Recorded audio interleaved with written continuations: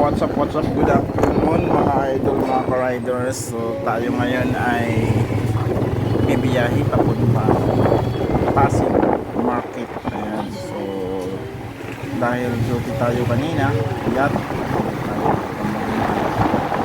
so sa ngayon as of 3:30 PM, so let's go to Pasig Market.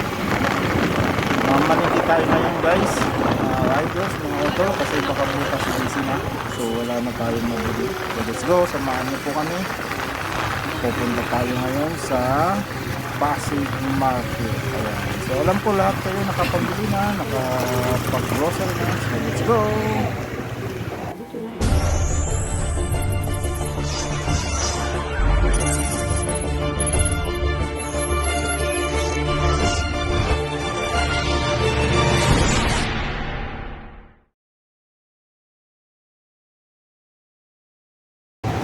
So ayun, nakapark na kami ni Joy. Ayan, so pupunta na kami sa may market, sa palengke. Ayan, so let's go. Papark lang natin ang motor. Let's go guys, pupunta na tayo sa palengke. So nandito na tayo sa Pasig Palengke. Ayan, so ang daming tao, mga utol. Ayan, so papasok tayo sa looban. Tingnan natin kung open pa sila, kasi today is alas 3 ng hapon at hindi na kami nakapamalingki kaninang umaga dahil crowded din ang tao. So let's go, punta tayo dito ngayon sa looban.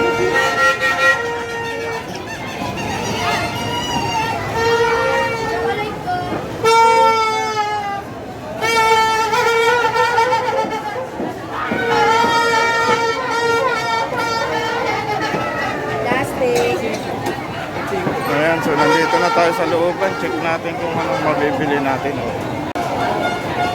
So ayan, first destination natin sa karne ng baka.